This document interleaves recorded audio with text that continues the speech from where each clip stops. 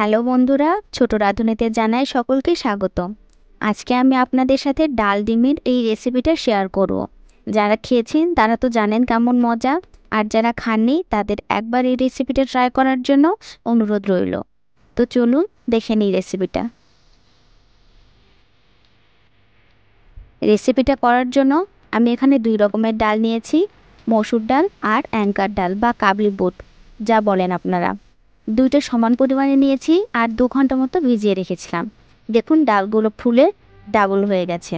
এখন ডালগুলো প্রেসার কুকারে করে সিটি দিয়ে নেব, তাহলে ভালোভাবে ডালটা গলে যাবে। পরিমাণ মতো জল, নুন, হলুদ গুঁড়ো আর 1 চামচ মতো সয়াবিন তেল দিয়ে 4টে সিটি দিয়ে নিতে হবে।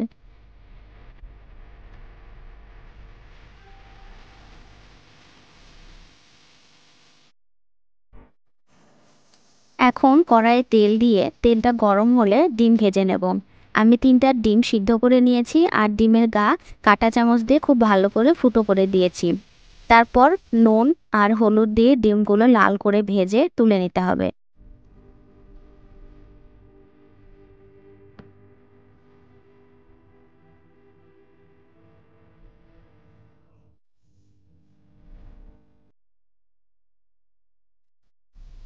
এবার বাকি তেলে 3টা শুকনো লঙ্কা, আমি এখানে জিরা আর 5 ফোড়ন অল্প করে মিশিয়ে নিয়েছি।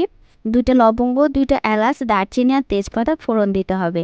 সুন্দর একটা গন্ধ ছাড়লে দিয়ে দিতে হবে পেঁয়াজ কুচি।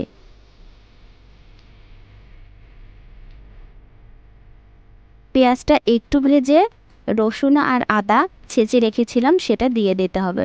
আপনারা আদা রসুনটা বেটেও দিতে পারেন।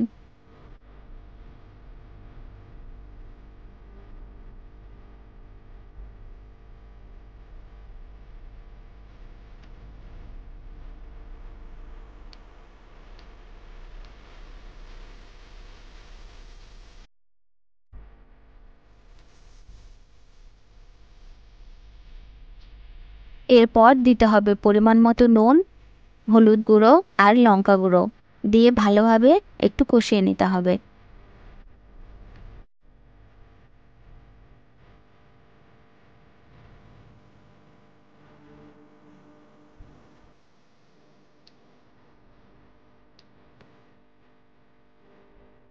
এই সময় একটু গরম জল দিতে হবে যাতে মশলাটা পুড়ে না যায়। আবার ভালো করে কষিয়ে নিতে হবে।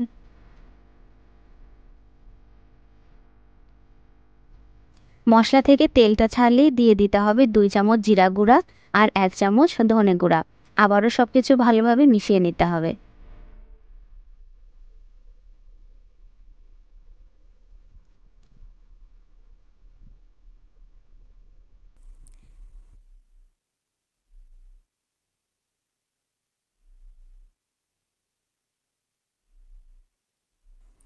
মশলাটা খুব ভালো করে কষানো হয়ে গেছে।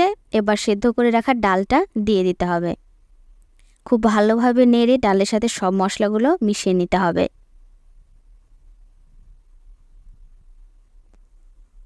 মশলাগুলো মিশে গেলে সামান্য একটু জল দিয়ে ভেজে রাখা সিদ্ধ ডিমগুলো দিয়ে দেব।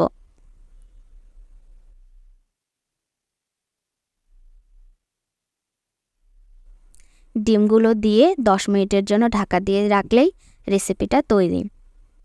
এই ডাল ডিমের রেসিপিটা রুটি, পরোটা বা ভাত সব কিছুর সাথে খেতে খুবই ভালো লাগে। আপনাদের অনুরোধ রইল একবার হলেও রেসিপিটা ট্রাই করবেন এবং জানাবেন কেমন হয়েছে। নামানোর সময় একটু গরম মশলা গুঁড়ো ছিটিয়ে নামিয়ে নেব। যারা ধনেপাতা খান তারা একটু ধনেপাতা কুচি ছিটিয়ে নেবেন। গরম মশলাটা দিতেই এত সুন্দর একটা স্মেল আসছিল, তা শুধু দেখে বোঝা যাবে না। রেসিপিটা ভালো লাগলে অবশ্যই একটা লাইক দিবেন আর চ্যানেলটি সাবস্ক্রাইব করে পাশে থাকবেন। যারা ফেসবুক পেজ থেকে দেখছেন তারা অবশ্যই পেজটি ফলো করে দেবেন। Bye bye.